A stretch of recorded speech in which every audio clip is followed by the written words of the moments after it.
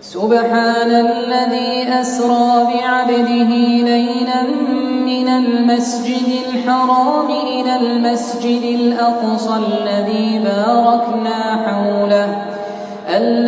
باركنا حوله لنريه من آياتنا إنه هو السميع البصير.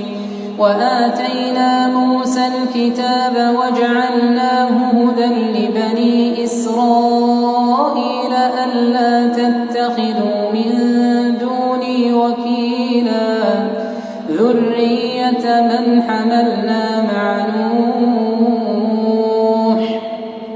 إنه كان عبدا شكورا.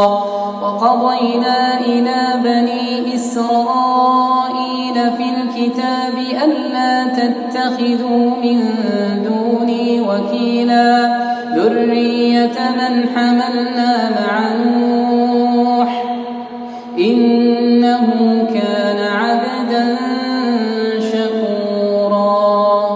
وقضينا إلى بني إسرائيل في الكتاب لتفسدن في الأرض مرتين ولتعلن علوا كبيرا. فإذا جاء وعد أولاهما بعثنا عليكم عبادا لنا أولي بأس شديد فجاسوا خلال الديار وكان وعدا مفعولا. ثم رددنا لكم الكرة عليهم وأمددناكم بأموال